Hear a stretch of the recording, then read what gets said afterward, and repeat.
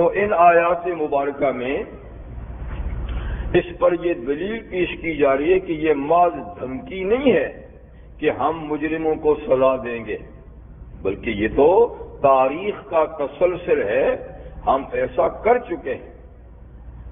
یعنی پہلی قوموں میں بھی انبیاء آئے اور ان کے منکرین ہوئے اور ان کو انکار کی وجہ سے سزائیں مل چکی ہیں، تو اب بھی اگر نبی کریم علیہ السلام کا انکار کیا گیا، ان کی مخالفت کی گئی، تو یہ لوگ بھی بچ نہیں سکیں گے۔ تو یہ تاریخی حوالے سے اللہ تعالیٰ بتاتے ہیں کہ یہ سلسلہ تو ہوا۔ وَكَمْ قَصَمْنَا مِنْ قَرْيَةٍ كَانَتْ ظَالِمَةً، اور کتنی ہی بستیوں سے مراد ہے بستیوں والے، بستیوں کے مکین، شہروں کے مکین۔ قسمنا کہ ہم نے ان کو توڑ پھوڑ کا نشانہ بنا دیا، کچل دیا، ان کی بستیوں کو توڑ پھوڑ، پیس ڈالا۔ قسم اصل میں کہتے ہیں نا توڑ دے کے، یعنی بستیوں والوں کو ہم نے توڑ پھوڑ دیا بستیوں سمیت۔ کیوں؟ کان ظالمتن، اس لیے کہ بستیاں یعنی بستیوں والے ظالم تھے، تو ان کے ظلم کی وجہ سے ہم نے ان بستیوں کو نیست و نابود کر دیا۔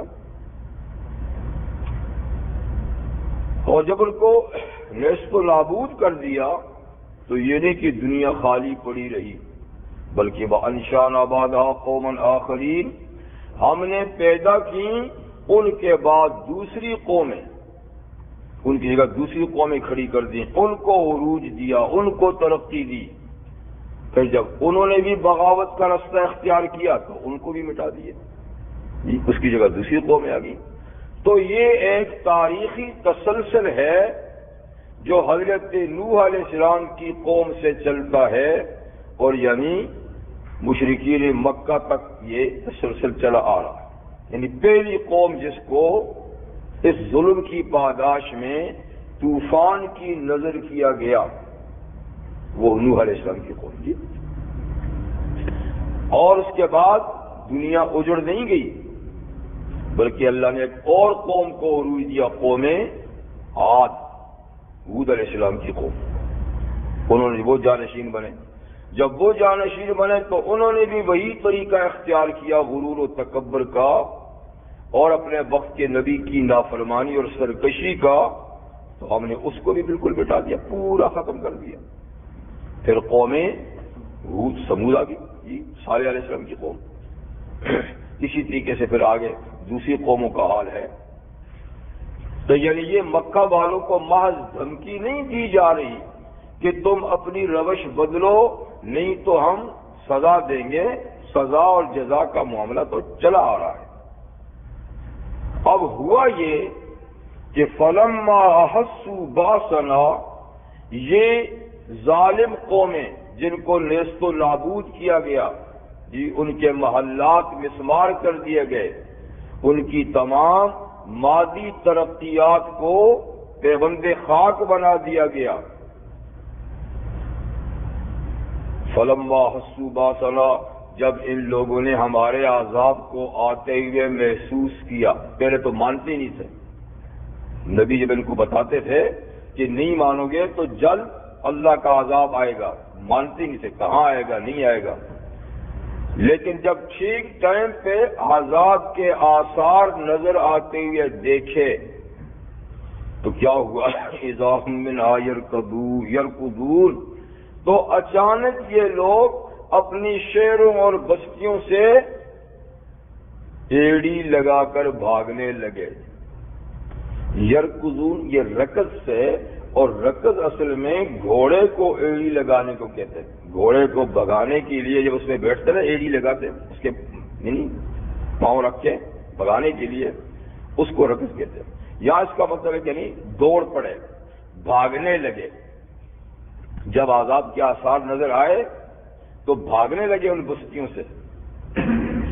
تو اللہ کی طرف سے ان کو کہا گیا، یہ نہیں کہ باقاعدہ کوئی اعلان ہوا یعنی اللہ تعالیٰ فرماتے کہ ہماری طرف سے یہ ایک ایسا اعلان ہے جو انہوں نے سونا ہونا نہیں، لیکن ہماری طرف سے ایک بات کہی گئی کہ اب بھاگتے کہاں ہو؟ لا ترکضوا، مت بھاگو، عذاب سے مت بھاگو، اب تم اس سے بھاگ کے نکل نہیں سکتے ہو۔ لا ترکضوا، یہ اس کو کہتے ہیں عربی میں تحکم، یعنی ایک ان کا مذاق اڑانے کے لیے، واہ جی اب بھاگ رہے ہیں، کہاں جاؤ گے، واپس آ جاؤ، اسی لیے ایک مذاق کے انداز میں اس کو تحکم کیا گیا۔ تو یہ تحکماً ان سے کہا گیا کہ میاں بھاگتے کہاں ہو، تمہارے عشرت قدے تو یہاں پڑے ہوئے ہیں، عیش و عشرت کا سامان یہ ہے، تمہاری کوٹیاں، تمہاری سواریاں اور تمہارے مال و دولت سارا تو یہ پڑے، جنگل میں کدھر جا رہے بھائی، واپس آؤ۔ جیسے کہ پہلے عیش و عشرت کر رہے تھے، نبی کی بات نہیں مانتے تھے، آؤ نا، یا پھر عیش و عشرت میں آ جاؤ، اپنے عشرت قدوں میں آ کر بیٹھو، بھاگتے کدھر ہو؟ تو لا ترکضوا، مت بھاگو، وارجعوا الی ما اترفتم فیہ، واپس لوٹو اس ساز و سامان کی طرف، ان محلات اور مکانات کے پاس، ان باغات اور زمینوں کی طرف، ان اپنے کارخانوں کی طرف، اترفتم فیہ، کہ جن میں تم لگ کر فراموش کر گئے تھے حق کو، بھول گئے تھے حق کو۔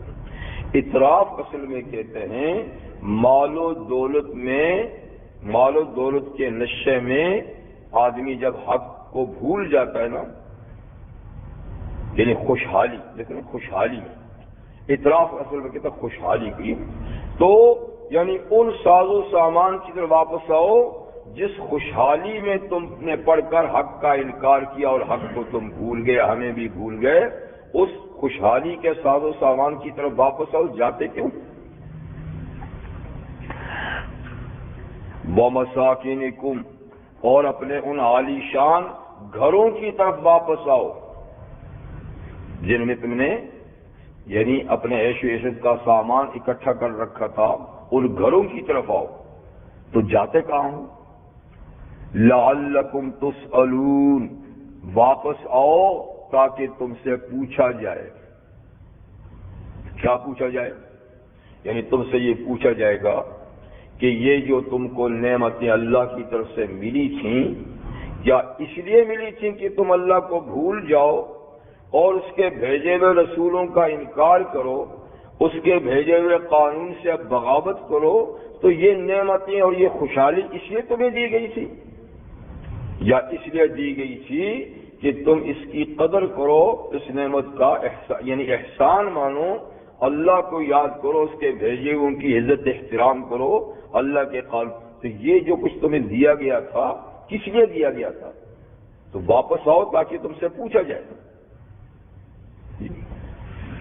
ایک مطلب تو اس کا یہی ہے کہ اب بھاگ کے مت جاؤ، بھاگ سکتے نہیں ہو، واپس آؤ اور اس خوشحال زندگی کے بارے میں تم سے سوال ہوگا، پوچھیں گے۔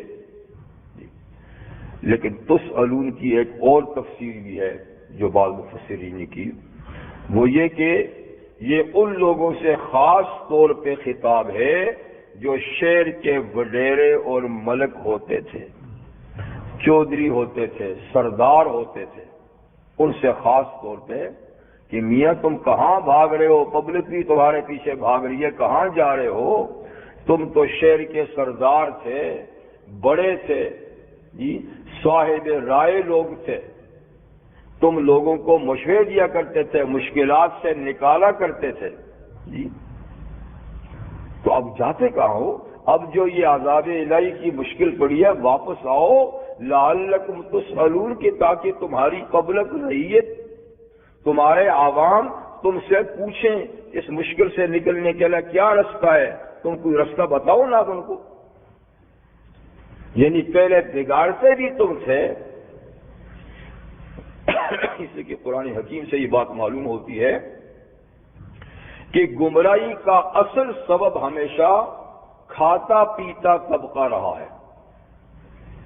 خوشحال طبقہ اور جو لیڈر قسم کے لوگ ہوتے تھے یہی سب سے پہلے انبیاء کی مخالفت کرتے تھے اور لوگوں کو بھی ان سے بدظن کرتے تھے کہ میاں ہمارا ساتھ چھوڑ کے ان کے پیچھے جاتے ہو، بھلا ان کے پاس کیا ہے، قوت نہیں ہے، طاقت نہیں ہے، مال نہیں ہے، یہ نہیں ہے، وہ نہیں ہے۔ تو پھر عوام جو ہوتے تھے نا وہ بھی اپنے سروروں کے ہاں میں جو ٹھیک ہے ہمیں تو پتہ نہیں ہے، آپ ماشاءاللہ بڑے سمجھدار لوگ ہو، سردار لوگ ہو، تو یہ گمراہی کے پیشوا ہوتے تھے۔ نبی کریم علیہ الصلوۃ والسلام نے فرمایا کہ میں ائمہ مضلین کے فتنے سے پناہ مانگتا ہوں اور اس سے اندیشہ رکھتا ہوں کہ میری امت کو بھی یہ طبقہ گمراہ کرے گا، جیسے ہمیشہ امتوں کو یہ طبقہ گمراہ کرتا رہا ہے، میری امت کی گمراہی کا سبب بھی کہیں یہ ائمہ مضلین کا معنی گمراہ کرنے والے رہنما، گمراہ کرنے والے۔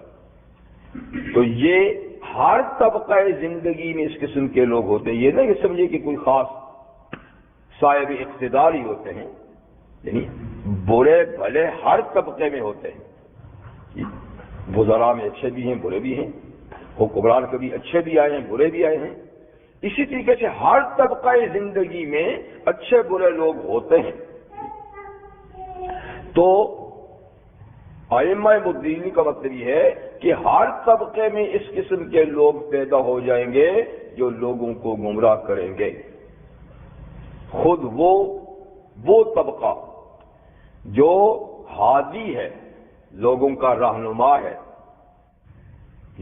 اس میں بھی دیکھیے ایسے لوگ ہیں ائمہ مضلین حامی ہیں جو اسی کو پڑھ کر لوگوں کو دوسروں سے لگا رہے ہیں۔ تو نبی کریم وسلم فرمایا الا ان خیر الاخیار خیار العلماء والا ان شر الاشرار شرار العلماء او کما قال النبی صلی اللہ علیہ وسلم۔ یاد رکھو کہ بہترین لوگوں میں بہترین پسندیدہ علماء ہیں اور بدترین لوگوں میں بدتر علماء ہیں۔ یہاں بھی دوڑ اس طرح جو مرشد ہیں، رہنما ہیں، اس میں بھی دیکھیے ایک طبقہ بالکل صحیح رہنمائی کرتا ہے اور ایک طبقہ وہ ہے جو بالکل الٹی کرتا ہے۔ تو ائمہ مضلین کے فتنے سے میں ڈرتا ہوں کہ وہ امت کو بہکائے گا۔ تو خیر یہاں بھی یہی لوگ مراد ہیں کہ تم جاتے کہاں ہو، تم تو لوگوں کو مشورے دیا کرتے تھے، تم تو انبیاء سے بدظن کرتے تھے، الزام تراشی کرتے تھے، اب اللہ کا عذاب آیا ہے تو واپس آؤ تاکہ تم سے لوگ مشورہ مانگیں، کوئی مشورہ تو بتاؤ ان کو، یہ بھی تحکم ہے۔ لیکن وہ کیا کہیں گے؟ تو وہ قالو، پھر وہ لوگ ان لوگوں نے کیا کہا؟ ان لوگوں نے یہی کہا یا ویلنا، یعنی تابع ہیں یا متبوع ہیں، سردار ہیں یا عوام ہیں، سب نے اللہ کے عذاب ہونے پر بیک زبان اقرار کیا اپنے جرم کا، کیونکہ اب جرم کے اقرار کے سوا کوئی چارہ کار ہے ہی نہیں۔ قالو، انہوں نے کہا یا ویلنا، ہائے ہماری تباہی، ہائے ہماری ہلاکت، انا کنا ظالمین، ہم تو بڑے ہی ظالم تھے، بڑے ہی بے انصاف تھے، بڑے ہی غلط رستے پہ جا رہے تھے، خود بھی غلط رستے پہ گئے، قوم کو بھی غلط رستے پہ لگایا، ہم تو بڑے ہی بے انصاف، بڑے ہی ظالم تھے۔ فما زالت تلک دعواہم، پھر مسلسل ان کی پکار یہی رہی جب تک ان کے سانس میں، جان میں سانس تھا جی، تو یہی پکارتے ہائے ہم تباہ ہو گئے، ہائے ہم ظالم تھے، تو پورا اقرار کرتے فما زالت تلک دعواہم، ان کی پکار یہی رہی حتی جعلناہم حصیدا خامدین، یہاں تک کہ ہم نے ان کو کٹے ہوئے کھیت اور بجھی ہوئی آگ کی طرح کر دیا، نام و نشان مٹا دیا۔ کیونکہ قانون یہ ہے اللہ کا کہ جب عذاب سر پہ آ جائے تو توبہ قبول نہیں ہوتی، جیسے کہ سانس گلے تک آ جائے تو شخصی توبہ کا وقت بند ہو جاتا ہے، جب سانس یہاں تک آ جائے، اور پوری دنیا کی توبہ کا دروازہ بند ہوگا جب سورج مغرب سے طلوع ہوگا، اور قوموں کے اوپر عذاب آنے کا ٹلنا، واپس ہونا بند ہو جاتا ہے جب عذاب آنکھوں کے سامنے آ جاتا ہے۔ یہ قانون ہے۔ ایک قوم اس سے مستثنا کی، حضرت یونس علیہ السلام کی تھی، الا قوم یونس، کہ ان پر جب عذاب کے آثار نظر آئے تو ساری کی ساری پبلک گھروں سے نکل کر میدان میں، یہاں تک کہ جانوروں کو بھی لے کر چلے گئے، اور چیخ و پکار کر کے بچے بھی، عورتیں بھی، مرد بھی، جوان بھی، سب نے سچی توبہ کی، تو اللہ نے ان کا عذاب ٹلا دیا۔ تو ایک تو وجہ یہ کہ سب نے متفقہ طور پہ سچی مخلصانہ توبہ کر دی، اور دوسری وجہ یہ کہ اللہ کے نبی وہاں سے چلے بھی گئے تھے، تو یہ بھی ایک وجہ تھی۔ تو وہ ایک قوم مستثنا ہے، باقی کسی قوم پر آیا ہوا عذاب اللہ نے واپس نہیں بھیجا۔ تو دیکھیں، یہ قومیں جب عذاب آیا تو انہوں نے اپنے جرم کا اقرار کر لیا، اور جرم کا اقرار ہی اصل میں توبہ ہوتا ہے۔ اپنی غلطی کا اعتراف جو ہے، اقرار، یہی اصل میں توبہ ہے۔ تو یہ تو انہوں نے کر دیا اور مسلسل کرتے رہے، لیکن قانون وہی تھا کہ آیا ہوا عذاب نہیں ٹلے گا، اور اب یہ توبہ کا دروازہ بند ہے۔ تو ہم نے ان کو کیسے کر دیا، کیسے مٹا دیا؟ جیسے کھیت کٹ جائے تو کچھ نہیں رہتا۔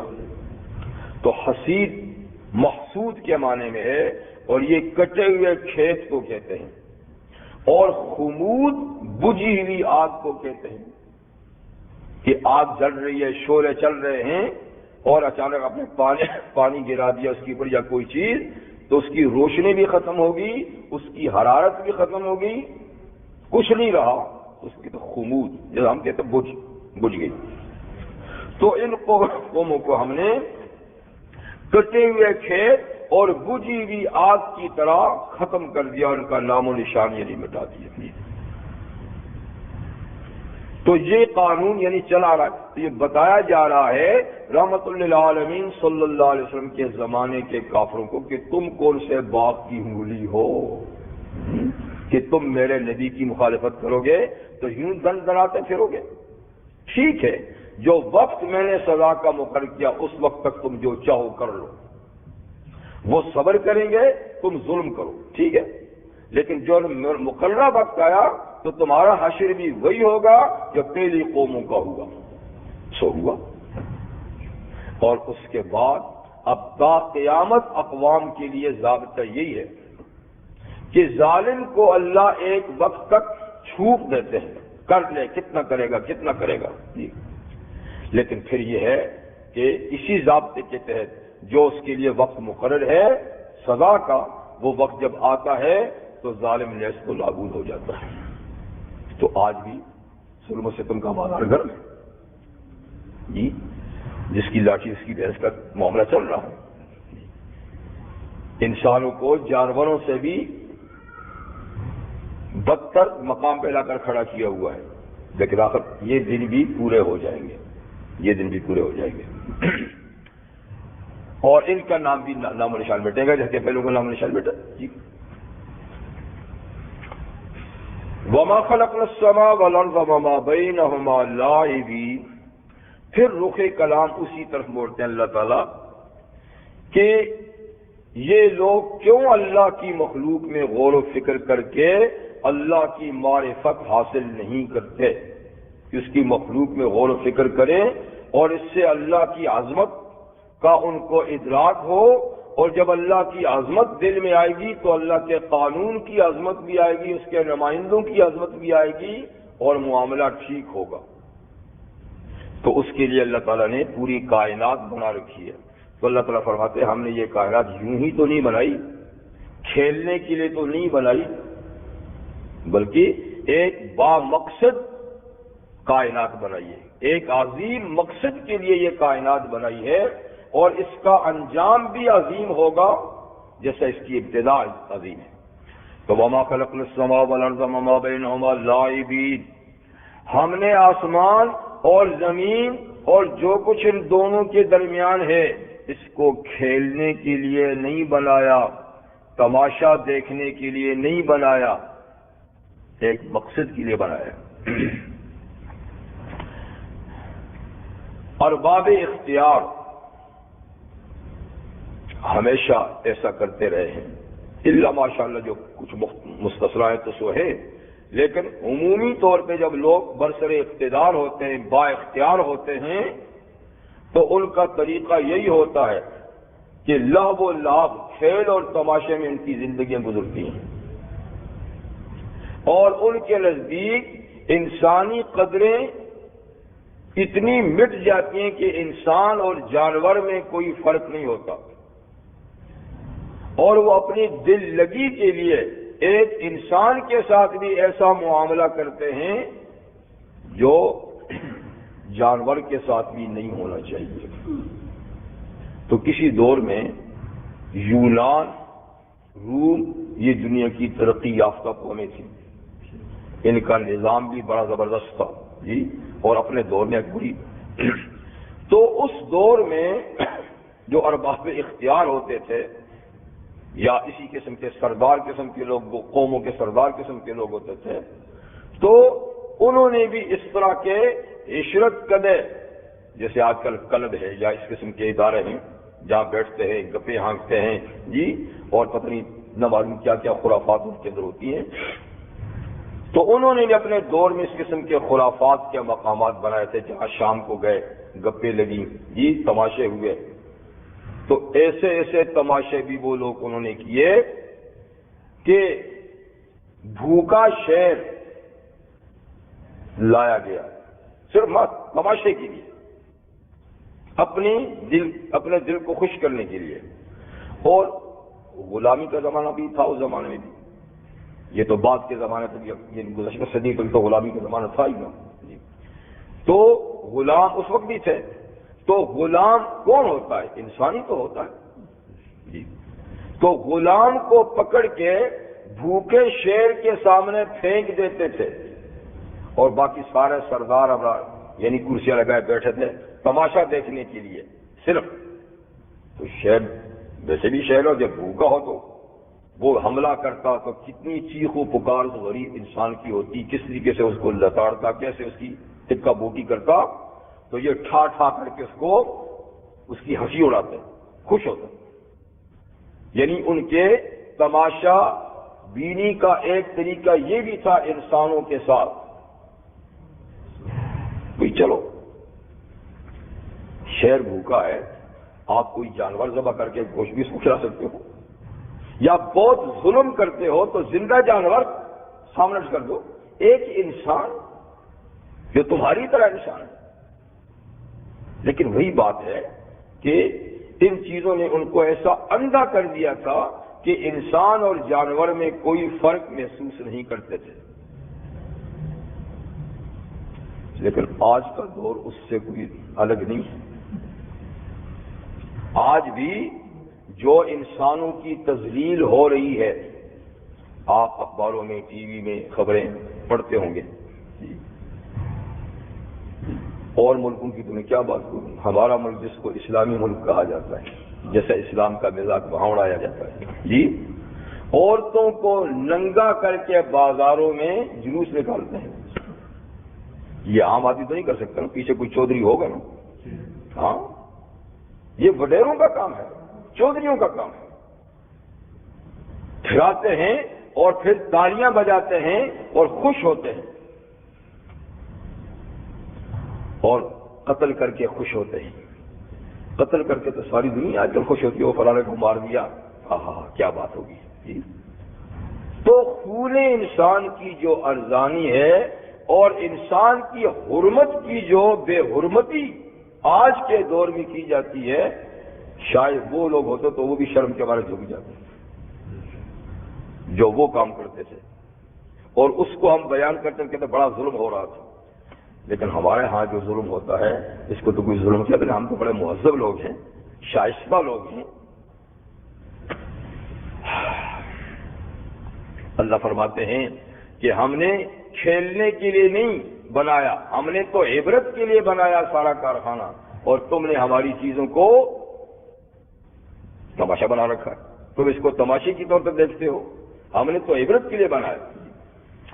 لو اردنا ان نتخذ لہوا، اگر ہم کوئی کھیل والی چیز بنانا چاہتے، تماشے والی چیز بنانا چاہتے، لاتخذنا من لدنا، تو ہم اس کو اپنے پاس ہی بناتے، پبلک کے لیے نہ بناتے، لوگوں کے لیے نہ بناتے، وہ چیز بناتے اپنے پاس رکھتے، خود ہی اس کو دیکھتے۔ ان کننا فاعلین، اگر ہم ایسا کرتے تو، لیکن جو چیز ہم نے ساری پبلک کے لیے بنائی ہے تو وہ اپنے تماشے کے لیے نہیں بنائی، وہ ایک سبق کے لیے بنائی ہے کہ اس میں غور و فکر کریں جی، اور اس سے وہ ہماری معرفت حاصل کریں اور ہماری عزت اور منزلت جی جلالت شان کو معلوم کریں، اور پھر اس سے میرے قانون کی جلالت شان معلوم کریں، پھر میرے نمائندوں کی کریں، پھر رائے رس پہ چلے۔ تو ہم نے تو کائنات اس لیے بنائی ہے، کوئی کھیلنے کے لیے نہیں بنائی کہ بنا کے ہم اس کا تماشا دیکھیں گے۔ بل نقذف بالحق علی الباطل،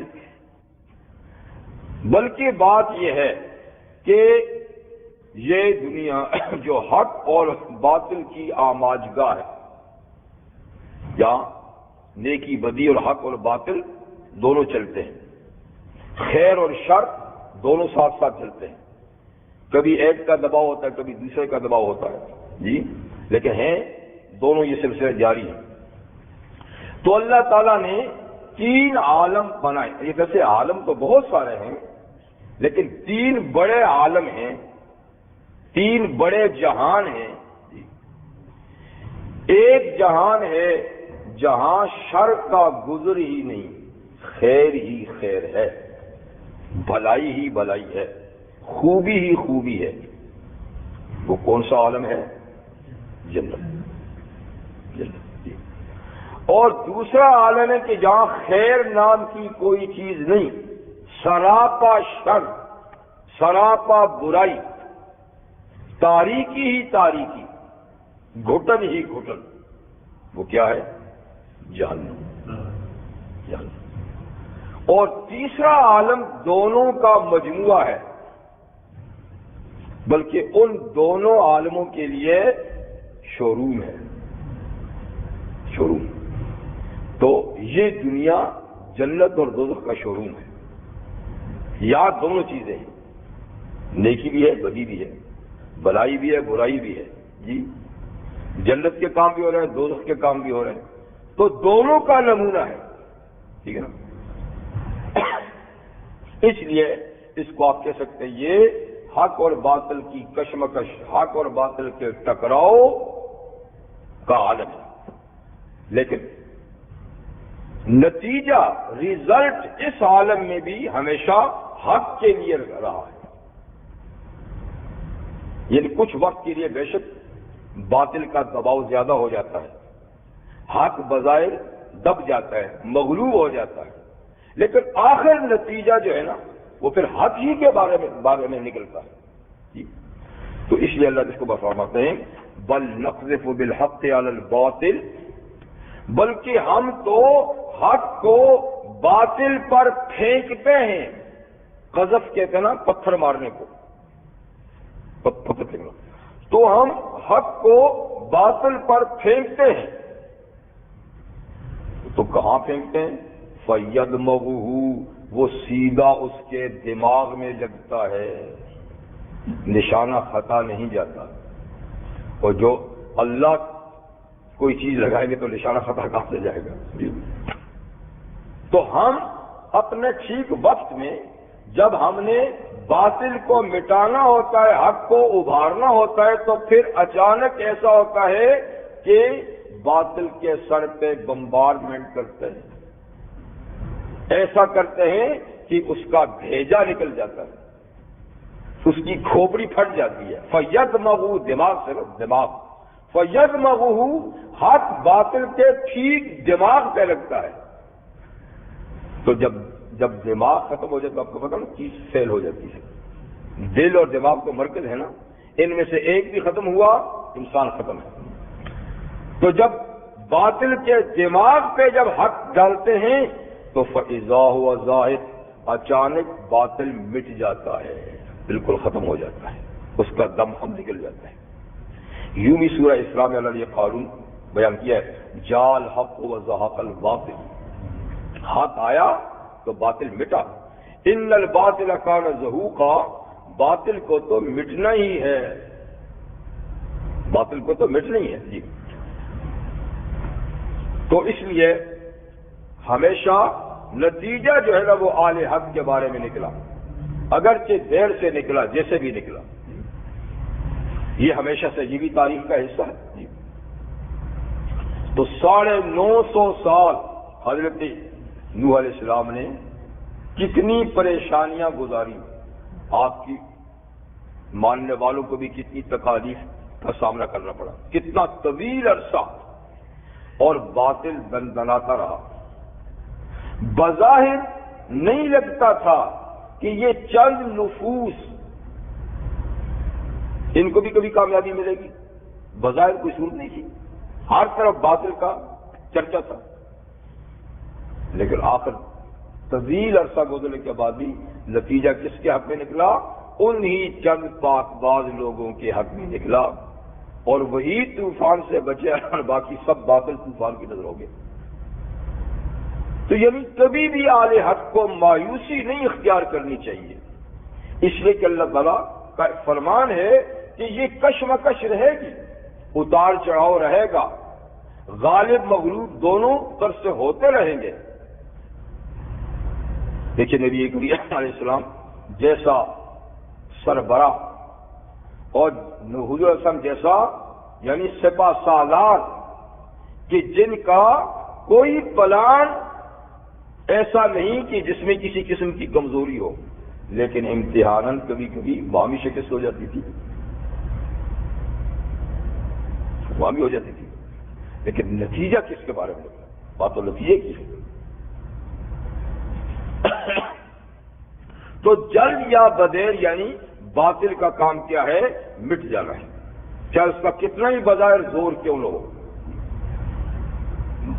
وَلَكُمُ الْوَيْلُ مِمَّا تَصِفُونَ، اور تمہارے لیے تباہی ہے اے مشرکو ان چیزوں سے جو تم بیان کرتے ہو اللہ کے بارے میں، یا اللہ کے نبی یا اللہ کی کتاب کے بارے میں جو کچھ تم بیان کرتے ہو، یہ تمہاری تباہی کا اسباب، یہ تمہاری تباہی کے اسباب ہیں۔ تو ہر دور میں یہ تباہی کے اسباب بنے، آج بھی تباہی کے یہی اسباب، یعنی وہی اللہ سے بغاوت، وہی اللہ تعالیٰ کی انبیاء کرام کی توحید، یعنی جو طریقے اس وقت تھے وہی طریقے آج بھی چلے جا رہے ہیں۔ اور یہ کوئی انوکھی نرالی بات نہیں، یہ بھی تاریخ کا تسلسل ہے جو چلا آ رہا ہے اور چلا جائے گا بھی آگے، چونکہ ہم ماضی میں نہیں تھے،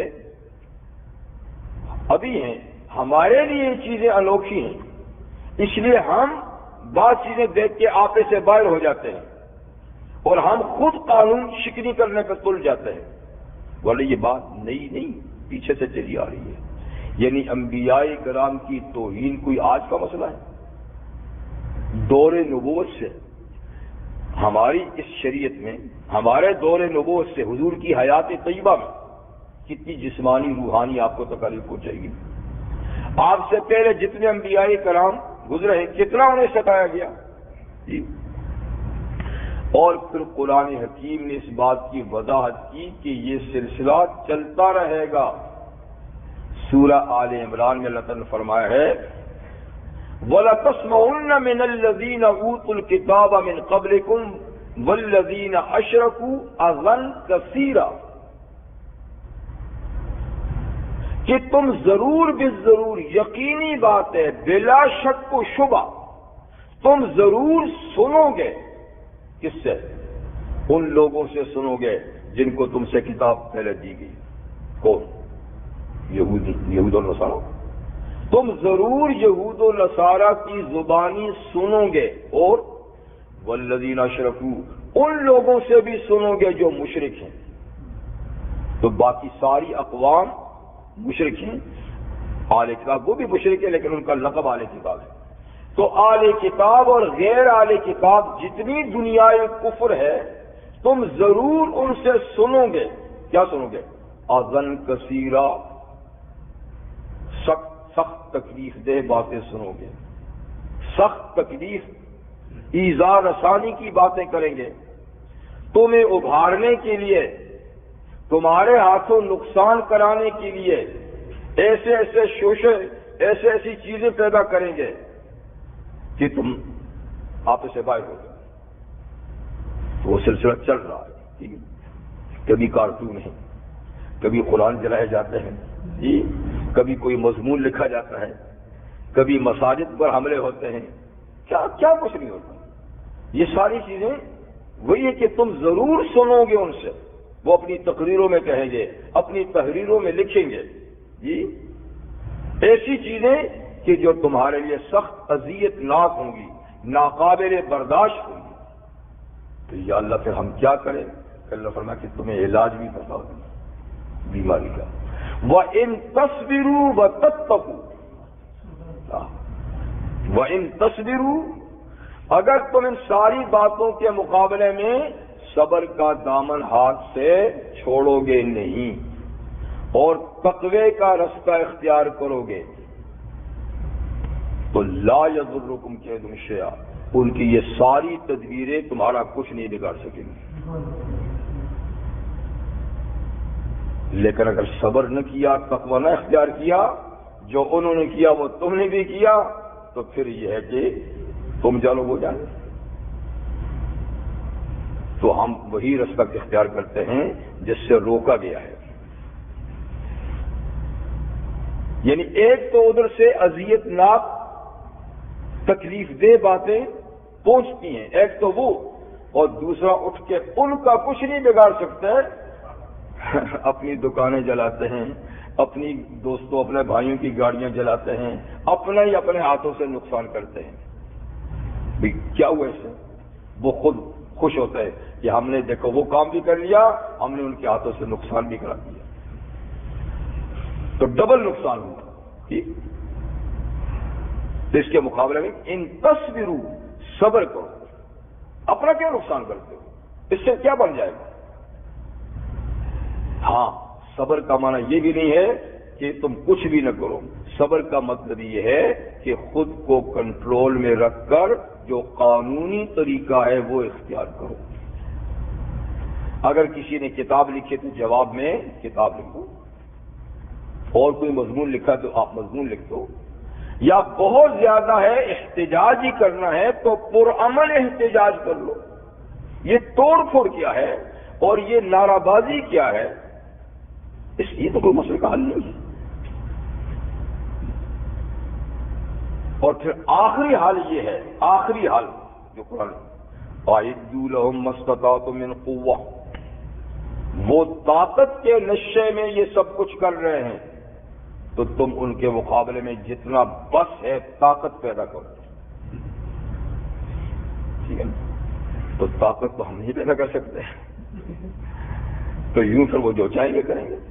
تو آخری حال یہ ہے کہ طاقت پیدا کرو اور پھر جہاد کرو. یہ آخری حال ہے، لیکن وہ کام ہم میں نہیں. تو خیر یہ بات دوسری طرح چلی گئی، لیکن کیا کریں، چل جاتی ہے. وَلَكُمُ الْوَيْلُ مِمَّا تَصِفُونَ، یعنی اے اہل باطل تمہارے لیے تباہی ہے، بربادی ہے اس چیز کی جو تم یعنی حق کے خلاف زبان کھولتے ہو اور بیان کرتے ہو. یعنی اللہ کے خلاف، اللہ کے نبی کے خلاف، اللہ کی کتاب کے خلاف اور اہل اسلام اور مسلمانوں کے خلاف جو کچھ بیان کرتے ہو، یہ تمہاری تباہی کا سبب بنے گا. ایک وقت آئے گا کہ تمہیں اس کا خمیازہ بھگتنا پڑے گا. بڑا سارا ٹائم ہے. وَلَهُ مَنْ فِي السَّمَاوَاتِ وَالْأَرْضِ وَمَنْ عِنْدَهُ لَا يَسْتَكْبِرُونَ عَنْ عِبَادَتِهِ وَلَا يَسْتَحْسِرُونَ. ان آیات کریمہ میں پھر حق تعالی شانہ کلام کا رخ اس طرف موڑتے ہیں کہ اللہ کی ذات بڑی ہی باعظمت اور قادر مطلق ہے. جی اس بات کا خیال رکھنا چاہیے کہ اللہ کی ذات بہت ہی عظمت والی، بڑی قدرت والی، اس کے اختیارات اتنے ہیں کہ کوئی اس کے اختیار میں دخل نہیں دے سکتا. تو پھر چند سر پھیرے انسان اگر اس کے خلاف سر اٹھائیں گے تو وہ اپنا نتیجہ خود ہی سمجھ لے کہ کیا ہوگا. تو اللہ اپنی پہچان کرا بولے من فی السماوات والارض، اسی اللہ کا ہے جو آسمانوں میں ہے، جو زمین میں ہے. تو اللہ کسی معمولی ذات کا نام نہیں ہے، کسی دنیاوی بادشاہ، کسی دنیاوی صاحب اقتدار کا نام نہیں ہے کہ اس کا اقتدار کوئی محدود ہوگا، فلاں فلاں جگہ تک ہوگا، یا اس کی قوت اور پاور جو ہے اتنی ہوگی. نہیں، جو کائنات ہے وہ اسی کی ہے. اور یہ لہو میں لا تخصیص کا ہے. تخصیص کا معنی ہے کہ خاص اسی کی ہے، اس میں کسی کا کوئی اختیار نہیں، کسی کا کوئی دخل نہیں، کوئی پارٹنرشپ کسی کی نہیں، خاص اسی کی ہے. اسی تخصیص کو اللہ تعالیٰ کئی اور آیت میں کہتے ہیں کہ للہ ما فی السماوات و ما فی الارض، اللہ ہی کا ہے جو آسمانوں میں ہے، جو زمین میں ہے. تو ظاہر بات ہے جو آسمان و زمین میں ہے تو باہر کون سی کائنات ہے؟ یہی تو کائنات ہے. اور یہ سب کچھ اگر مخصوص ہے اللہ کا جی، تو پھر یہ سر پھیرے انسان، یہ باغی انسان، کوئی اور جہان کے طرف، وہ بھی تو زمین و آسمان کے اندر ہیں، تو ان پر بھی اختیار کلی کون رکھتا ہے؟ اللہ. یہ بھی اللہ کی ملکیت میں ہے. تو عجیب بات ہے کہ ایک مملوک مالک کے سامنے سر اٹھائے، سرتابی کرے، مالک سے بغاوت کرے. تو انسانوں میں کوئی انسان عارضی تھوڑے وقت کا اگر کسی کا نوکر ہو جائے تو وہ اپنے جیسے انسان مالک کے سامنے دم نہیں مار سکتا. یہ مالک ہے. حالانکہ بھائی تیرا دونوں کا قد برابر ہے، تم دونوں طاقت میں برابر ہو. کیوں؟ کہ جی بس یہ مالک ہے. اور ملکیت بھی کیا بیچارے کی؟ کوئی ملکیت نہیں ہے، تھوڑے سے سکے دیتا ہے نا بس. تو اس کا تو اتنا اختیار مانگتا ہے، اتنا ڈر رکھتے ہیں، اور جس کا ہے اصل میں اس کی شان گستاخی. تو لام تخصیص کا ہے. اہل علم کہتے ہیں کہ تخصیص کسی چیز کا کسی کے لیے خاص ہونا یہ 3 وجوہات سے ہوتا ہے. تخصیص کی کتنی وجوہات ہیں؟ 3. نمبر 1، کوئی چیز کسی کے لیے خاص ہوتی ہے اس لحاظ سے کہ وہ اس نے بنائی ہوتی ہے. تو جو کسی چیز کو بناتا ہے وہ خاص اسی کی ہوتی ہے کہ بنائی اس نے ہے. نمبر 2، تخصیص کی دوسری وجہ ہوتی ہے ملکیت، مالک ہونا. تو جو کسی چیز کا مالک ہو جاتا ہے کسی بھی طریقے سے، جی وراثت میں مل گیا، خرید لی چیز، یا کوئی بھی طریقہ ملکیت کا، کسی نے اس کو گفٹ میں دے دیا، فرض کرے تو کیا ہو جاتا ہے؟ مالک. گفٹ میں چیز مل گئی تو مالک ہو گیا. وراثت میں مل گئی، خرید لی جی کسی طریقے سے، تو وہ چیز بھی اس کی ہو جاتی ہے. کہتے ہیں یہ مکان میرا ہے. کیوں جی؟ مجھے وراثت میں ملا ہے، یا میں نے اس کو خریدا ہے، یا مجھے کسی نے گفٹ کیا، میرا ہو گیا. تیسری چیز کسی کی تخصیص کے لیے کہ اس کو استعمال کا حق ہو. جب استعمال کا حق ہو، آپ جیسے چاہے اس کو استعمال کریں، یہ حق ہے. تو استعمال کا حق جب مل جائے تو اس سے بھی وہ چیز خاص اس کی ہو جاتی ہے جس کو یہ حق حاصل ہوتا ہے. ٹھیک ہے نا؟ تو 3 وجہ ہیں تخصیص کی. بنائی اس نے ہو، مالک وہ ہو، یا اس کو استعمال کا حق اس کو حاصل ہو جائے. ان میں سے کوئی چیز بھی ہو تو چیز خاص ہو جاتی ہے. پوری کی پوری کائنات اللہ کے لیے خاص ہے تو اس میں تخصیص کی تینوں باتیں پائی جا رہی ہیں، ایک نہیں تینوں۔ پہلی یہ کہ ہر چیز بنائی ہی اللہ نے ہے، خالق اللہ ہے، ٹھیک ہے نا؟ تو ہر چیز اس لحاظ سے خاص اللہ کی کہ بنائی اس نے۔ دوسری چیز یہ ہے کہ ہر چیز کا مالک بھی اللہ ہے۔ للہ ملک السماوات وما للہ ملک السماوات والارض، زمین و آسمان کی حقیقی حکومت اللہ کی ہے۔ قل اللہم مالک الملک، کہہ دیجئے محمد صلی اللہ علیہ وسلم، اے اللہ آپ حقیقی مالک ہیں ملک کے، سچ مچ مالک ہیں پوری کائنات کے، تو حقیقی مالک بھی اللہ ہے۔ اور یدبر الامر من السماوات الی الارض، اللہ آسمانوں سے لے کر زمین تک نظام خود چلاتا ہے، نظام کو خود کنٹرول کرتا ہے، تصرف کا حق، استعمال کا حق خود اس کو حاصل ہے، کسی کا دیا ہوئی۔ تو تخلیق میں تو کوئی شریک ہے ہی نہیں۔ جہاں تک ملکیت کی بات ہے تو بعض چیزوں کی کچھ وقت کے لیے ملکیت کا اختیار اللہ نے انسانوں کو بھی دیا ہے کہ ایک ضابطے اور قانون کے تحت وہ کسی چیز کو کے مالک بن سکتے ہیں، کہہ بھی سکتے ہیں کہ اس کا مالک میں ہوں، لیکن یہ ملکیت عارضی ہے، وقتی ہے، ختم ہونے والی ہے۔ وہ آدمی اپنی ملکیت سے اس چیز کو نکال بھی سکتا ہے، کسی پہ بیچ دے، کسی کو ہیبہ کر دے، جی، یا نہیں تو کم سے کم جب مر گیا تو ساری ملکیت تو رہ گئی نا، مر گیا تو ساری چیزیں رہ جاتی ہیں، ملکیت ختم موت کے ساتھ۔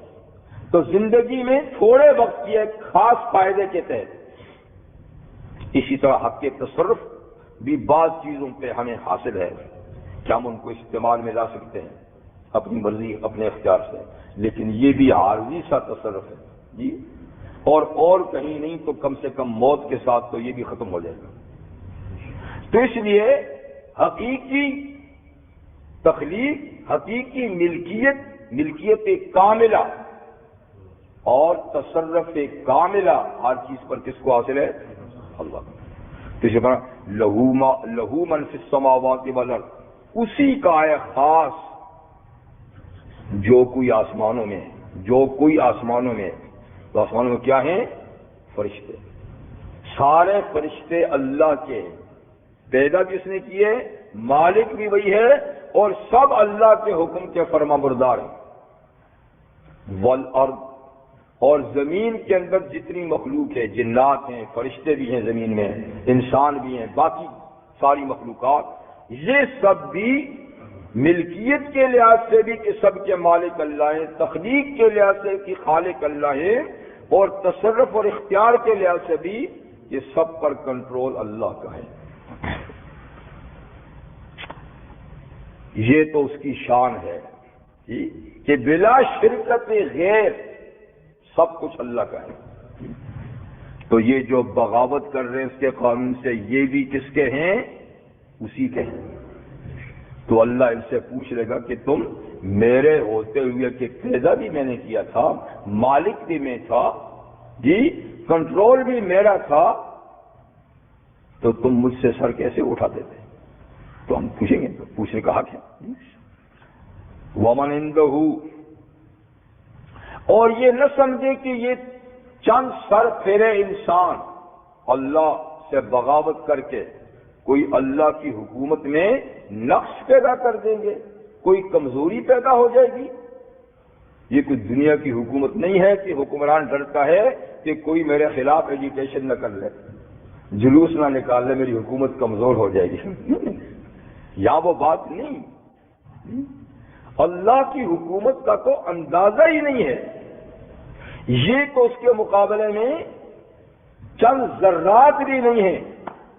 اس کی حکومت جن چیزوں پر ہے، اس کی اطاعت جو مخلوق کر رہی ہے، دیکھیے، ومن عنده، اور جو اللہ کی مخلوق اللہ کے پاس ہے، کون ہے؟ فرشتے، فرشتے.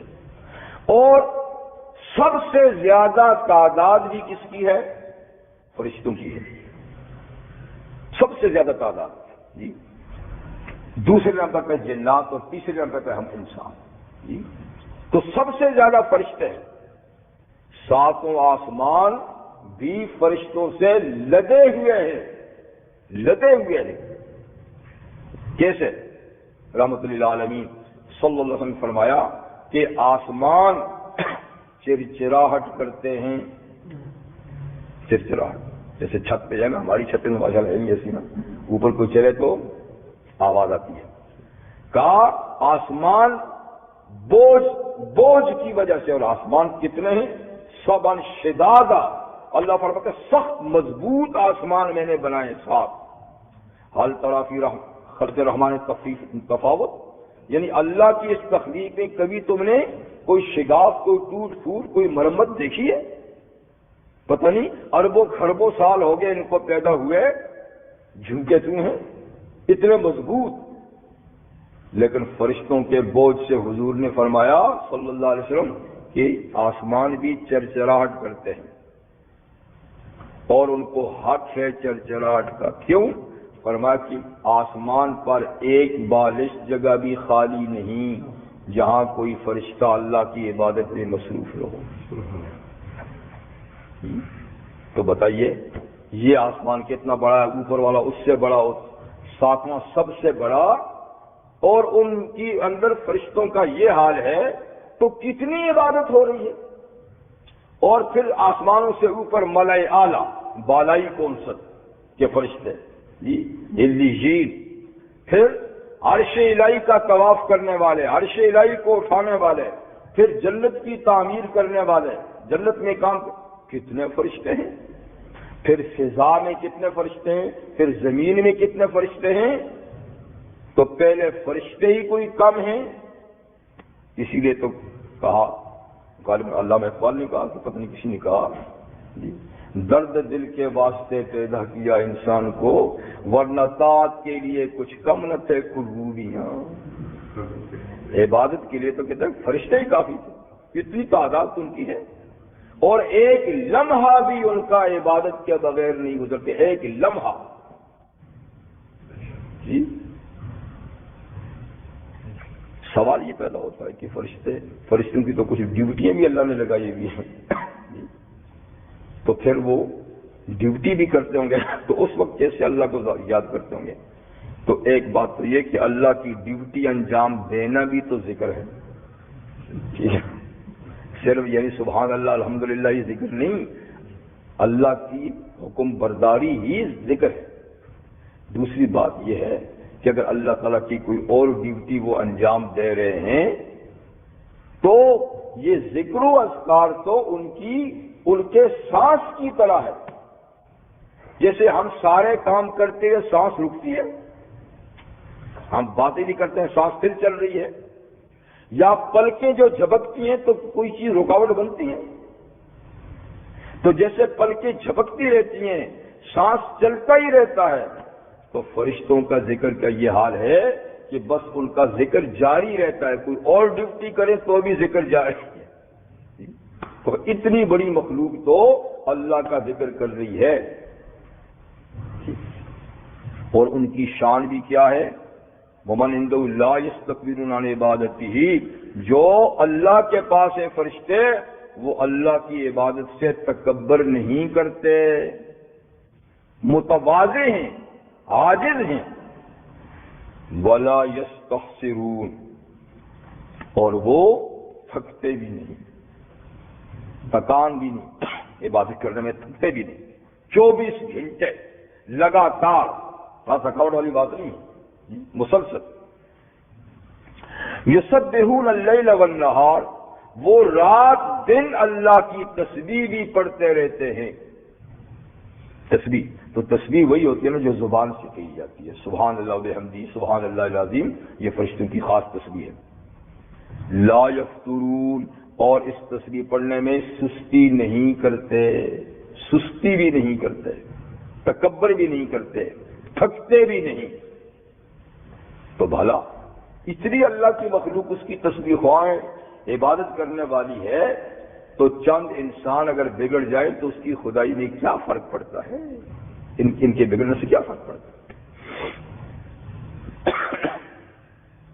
ام اتخذوا آلیۃ من الارض، اللہ کی شان تو یہ ہے کہ ساری کائنات کا بلا شرکت غیر خالق بھی وہی، مالک بھی وہی، چلانے والا بھی وہی، اور معبود ہونے کا حال یہ ہے کہ ارض و سما کے سارے فرشتے ہمہ وقت اس کی تسبیح میں لگے ہوئے ہیں۔ عبادت کی یہ شان جی۔ ایسے خدا کو چھوڑ کر ان بد نصیبوں کو ذرا دیکھو، ان بد نصیب مشرک انسانوں کو ذرا دیکھو، ایسے معبود کو چھوڑ کر جس کے اختیار میں، جس کے کنٹرول میں، جس کی قدرت میں ہر چیز ہے، اس کو چھوڑ کر کن کو خدا بنا رکھا ہے جن کے پلے کچھ بھی نہیں، جن کے اختیار میں ذرہ بھی نہیں، انہوں نے ایک ذرہ تک نہیں بنایا، جو خود سراپا محتاج ہیں ان کو خدائی کی کرسی پہ بٹھا رکھا ہے۔ ذرا ان کو دیکھو، ان کی عقلوں کو دیکھو۔ ام اتخذوا آلہۃ من الارض، کیا ان لوگوں نے خدا بنا رکھے ہیں زمین میں؟ زمین کی چیزوں کو خدا بنا رکھا ہے، تو زمین کی چیزوں میں سے کئی چیزوں کو لوگوں نے خدا بنا رکھا ہے جی۔ کئی لوگ پتھروں کو پوجتے ہیں، پتھروں کو گاڑ کر شکلیں بنا کے پوجتے ہیں، کئی لوگ گنگا جمنا کو، دریاؤں کو پوجتے ہیں، کئی ہندو بعض پہاڑوں کو پوجتے ہیں، پہاڑوں کو خدا بنایا ہوئے، یہ پہاڑ جی، درختوں کو پوجتے ہیں جی، کئی سانپوں کو پوجتے ہیں، گائے کی پوجا ہوتی ہے، بندروں کو جی، بندروں کو، جب انسان گرتا ہے تو پھر یوں ہی گرتا ہے جی۔ تو کیا کیا چیزیں جن کو یعنی انہوں نے خدا بنا رکھا ہے جی، تو کیا انہوں نے خدا بنا رکھے ہیں زمین سے؟ ہم ینشرون، کہ ان کے یہ خدا کیا قیامت کے دن ان کو قبروں سے اٹھائیں گے؟ پہلے تو کچھ بنایا ہوتا، تو بنایا ہی ان بیچاروں نے کچھ نہیں، اور ان میں بہت سے خود وہ ہیں جو ان کو خود ان کے معبود بناتے ہیں، لوہے کے معبود، پیتل کے، تانبے کے، سونے کے، پتھر کے، ان کو تو خود تراش کے یہ خود بناتے ہیں، تو انہوں نے خود تو کچھ بنائے نہیں، خود یہ بنائے جاتے ہیں، جن کا اپنا حال یہ ہے تو وہ کیا ان کو قبروں سے دوبارہ نکالیں گے؟ فرمایا کہ یہ بڑی بے عقلی ہے انسان کی، اور تعجب یہ ہے کہ عقل و خرد کے بڑے بڑے دعوے دار بھی انہی مجبور چیزوں کو خدا مانتے ہیں، یعنی بڑے بڑے صاحب اقتدار جی، اور بڑے علم و دانش والے، بڑے بڑے جج، پروفیسر، یعنی زندگی کے ہر شعبے میں کافی ترقی یافتہ لوگ جو ہیں نا، ان کا حال یہ کہ وہ بھی ان کے سامنے ہاتھ جوڑتے ہیں، اور ان کی عقل و خرد پہ کوئی داغ نہیں آتا، پھر بھی عقل مندی رہتے ہیں۔ تو خدا جب عقل لیتا ہے حماقت آ ہی جاتی ہے، جب اللہ کو چھوڑے گا انسان تو پھر حماقت ہو ہی۔ فرمایا بات صاف ہے، بات پیچیدہ نہیں، یعنی اللہ کی توحید کا مسئلہ پیچیدہ نہیں، اللہ کی قدرت کا مسئلہ پیچیدہ نہیں، ذرا سی عقل اور سوچ سے آدمی اس بات کو سمجھ سکتا ہے کہ شرک نری حماقت کا نام ہے، عقل مندی صرف توحید کا نام ہے۔ اس کا اللہ تعالیٰ ایک دلیل پیش کرتے ہیں، ہمارے عقیدے کی جو کتابیں ہیں اس میں اس دلیل کا نام برہان تمانو، اس دلیل کا نام کیا ہے؟ برہان تمانو۔ لو کان فیہما آلہۃ، اللہ تعالیٰ فرماتے اگر اس زمین و آسمان میں کوئی اور خدا ہوتا، اگر اس زمین و آسمان میں کوئی اور خدا ہوتا، الا اللہ، اللہ کے سوا۔ تو ذرا سوچو کیا ہوتا، لفسدتا، تو زمین آسمان کا نظام بگڑ گیا ہوتا، زمین آسمان کا نظام بگڑ گیا ہوتا۔ اگر زمین آسمان کا نظام نہیں بگڑا اور جوں کا توں چل رہا ہے، اور کسی ماضی کے زمانے میں بھی نہیں سنا کہ سورج ذرا چند منٹ لیٹ آیا تھا، رات نے کہا تھا کہ میں تھوڑی سی 1 گھنٹہ اور رہتی ہوں، نہ ماضی میں کبھی سنا جی، نہ ہم اپنی اس پوری زندگی میں جتنے سال ہمارے ہم نے کبھی دیکھا کہ کبھی سورج 1 سیکنڈ بھی اپنے ٹائم سے آگے پیچھے ہوا۔ رات دن، موسم جی، چاند کا طلوع غروب، یہ ساری چیزیں، کوئی نظام، کوئی فرق آیا ہے زمین و آسمان کا نظام میں؟ تو یہی اس بات کی کافی شہادت ہے کہ اس نظام کا کنٹرولر ایک ہے، اسی کے ہاتھ میں ہے جی، تو جبھی تو یہ سسٹم ٹھیک چل رہا ہے۔ اگر کوئی دوسرا بھی پاور والا آتا جی، تو پھر تو کچھ نہ کچھ تو گڑبڑ ہوتی۔ جب پہلی بات تو یہ ہے کہ چلو تھوڑی دیر کے لیے یہ بات مان لیتے ہیں کہ جی مصالحت بھی تو ہو جاتی ہے، چلو معاذ اللہ ثم معاذ اللہ، اللہ کی پناہ، 2 خدا 3 خدا ہیں، وہ جی ان کی صلح ہے کہ تو صلح کون کرتا ہے؟ صلح کی پیشکش جس میں کمزوری ہوتی ہے، اور جو فل پاور رکھتا ہے اس کو کسی کے سامنے جھکنے کی کیا بات ہے؟ اگر 2-3 ہیں اور انہوں نے صلح کیا اس نظام کو کہ ایک ہی چلائے، دوسرے نہیں چھوڑیں گے، اس کا مطلب کہ دوسرے کمزور ہیں، اور جو کمزور ہے وہ خدا نہیں، کمزور خدا نہیں۔ اور اگر صلح ہی ہوگی، چلو کمزور بھی نہیں تو وہ بھی کچھ وقت کے لیے رہ سکتی ہے نا، کہ ایک دو ہمیشہ کے لیے چپ ساتھ کر کے بیٹھ جائیں، کبھی نہ کبھی تو ان کو بھی جوش ہوگا کہ ہم بھی تو آخر خدا ہے، ہمارے پاس بھی تو پاور ہے، ایک ہی کیوں چلائے؟ تو کبھی نہ کبھی تو بگاڑ ہونی چاہیے، لیکن جب نہیں ہو رہی تو معلوم ہوا کہ ایک ہی ہے، ایک سے زیادہ نہیں ہے۔ تو اگر زمین و آسمان میں کوئی خدا ہوتا اللہ کے سوا، لفسدتا، تو یہ نظام بگڑ چکا ہوتا، لیکن نہیں بگڑا تو معلوم ہے کہ ایک ہی خدا ہے۔ تو سمجھنے کے لیے اسی بات کافی ہے۔ فسبحان اللہ رب العرش عما یصفون، سو پاک ہے اللہ ہر کمزوری سے جی، اور ان ساری باتوں سے جو عرش کا رب ہے۔ رب تو رب العالمین ہے، عرش کا رب اس لیے کہا کہ عرش اللہ کی مخلوق میں سب سے بڑی مخلوق ہے، باقی ساری کائنات عرش کے اندر پڑی ہوئی ہے، عرش نے سب کو گھیرا ہوا ہے، اس لیے عرش عظیم کہا جاتا ہے۔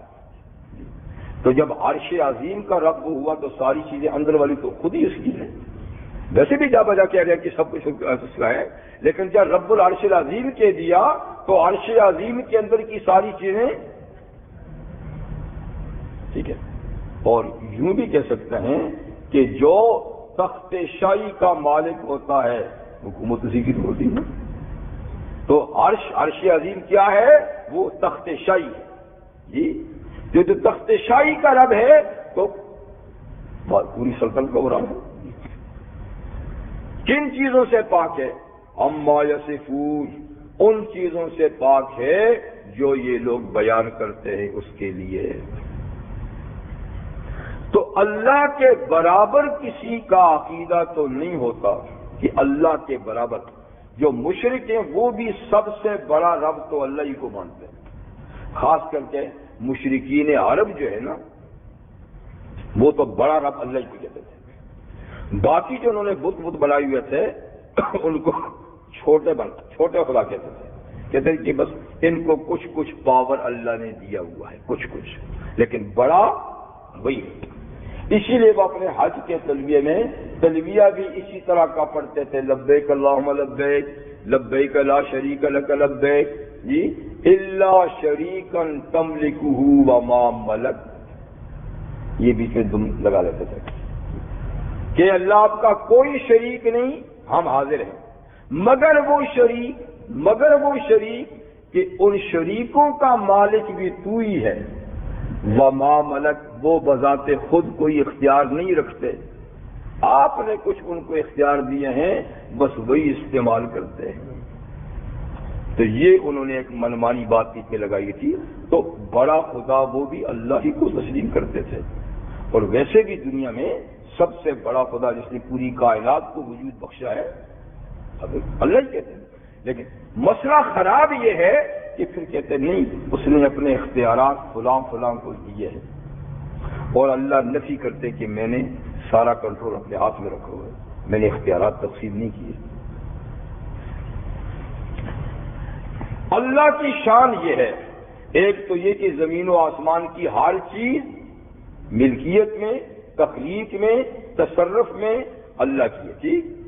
دوسرے کہ آسمانوں کی ساری مخلوق صرف اللہ کی عبادت کرتی ہے، اور 24 گھنٹے بغیر لاغا، بغیر تھکاوٹ، بغیر سستی کے کرتی ہے جی۔ اور دلیل اس پر یہ ہے کہ اگر کوئی اور ہوتا تو نظام بگڑا ہوتا۔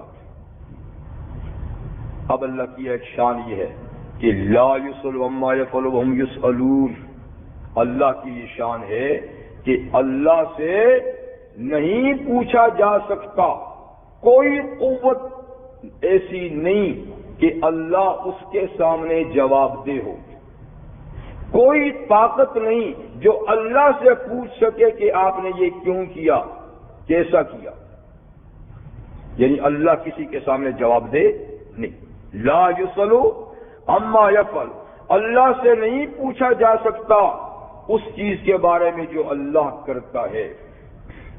اس کی شان یہ کہ فعال لما یرید، جو چاہتا ہے خوب کر دیتا ہے، کسی سے مشورہ لینے کی ضرورت نہیں، پوچھنے کی ضرورت نہیں، اور اکیلا وہی اللہ ہے جو جواب دے نہیں، وَهُمْ يُسْأَلُونَ، باقی سب اللہ کے سامنے جواب دے، ہر ایک کو اپنے کیے کی جواب دی اللہ کے سامنے کرنی ہوگی۔ اللہ ہر ایک سے پوچھے گا تم نے یہ کام کیوں کیا، اس سے کوئی نہیں پوچھ سکتا کہ آپ نے یہ کام کیوں کیا۔ تو جو ایسی شان رکھتا ہے عبادت اسی کی ہونی چاہیے جو کسی کے سامنے جواب دے نہ ہو، جس کو خود جواب دی کرنی ہے وہ خدا کیسے ہوا۔ ام اتخذوا من دونی آلیہ، کیا ان لوگوں نے اللہ سے کم تر خدا بنا رکھے ہیں۔ دیکھیے دون کا لفظ جو ہے دون، اس کے دو معنی ہوتے ہیں۔ دون کا معنی ہوتا ہے اس کے سوا، یعنی برابر، ایک یہ اور ایک یہ اور ایک یہ، اور ایک دون کا معنی ہوتا ہے نیچے، اس کو اردو میں ورے بھی کہتے ہیں، ورے نیچے جی، یعنی لیول میں کم لیول ہے ان کا۔ تو ایک دون کا معنی ما سوا، یعنی لیول برابر ہے، ایک ہی دون کا معنی لیول کم ہے، تو یہاں یہ معنی بھی ہو سکتا ہے۔ ام اتخذوا من دونی آلیہ، کیا ان لوگوں نے اللہ سے کم درجے کے خدا بنا رکھے ہیں کہ جی ہائی درجہ تو اللہ ہی کا ہے، بس کم درجے کے یہ بھی ہیں کہ ان کو کچھ اختیارات تقسیم ہوئے ہیں، سارے اختیار نہیں۔ تو اکثر مشرکین کا عقیدہ یہی ہوتا تھا، تو آپ اس پہ پوچھئے کہہ دیجئے ہاتو برہانکم، اچھا اس پر تم دلیل تو لاؤ نا، کسی اللہ کے نبی نے یہ بات کہی ہے، کسی آسمانی کتاب میں یہ بات لکھی ہوئی ہے کہ اللہ نے اپنے کچھ اختیار کسی کو دیے ہیں؟ تو ظاہر بات ہے کہ نہ کسی نبی کی تعلیم میں یہ بات ہے اور نہ کسی آسمانی کتاب میں یہ بات ہے، تو یہ من گھڑت بات ہے کہ اللہ نے کچھ اختیار کسی کو دیے ہیں۔ ھذا ذکر من معی وذکر من قبلی، یہ بات جو کہی گئی ہے توحید کے بارے میں، شرک کی رد میں، تو یہ نصیحت کی بات ہے ان لوگوں کی معیت جو میرے ساتھ ہیں۔ کس کے ساتھ؟ نبی کریم صلی اللہ علیہ وسلم فرماتا ہے کہ میرے ساتھ جو ہے وذکر من قبلی، یعنی میرے ساتھ جو صحابہ کرام ہیں سب کا یہی عقیدہ ہے، میرے صحابہ کا عقیدہ یہ ہے۔ وذکر من قبلی، اور جو مجھ سے پہلے گزری ہیں امتیں انبیاء، ان کی نصیحت بھی یہی ہے کہ اللہ نے تقسیم اختیارات نہیں کیے، بل اکثرهم لا یعلمون الحق فهم معرضون، بلکہ اکثر ان لوگوں میں کے حق کو نہیں جانتے اور وہ حق سے منہ پھیرے ہوئے ہیں، اس لیے اپنی بے سند اور بے دلیل باتوں پہ اڑے ہوئے ہیں، ورنہ کسی کے پاس کوئی شرک پہ دلیل نہیں۔ یہ ایک متفقہ بات ہے۔ سبحانک اللہم وبحمدک اشہد ان لا الہ الا انت استغفرک۔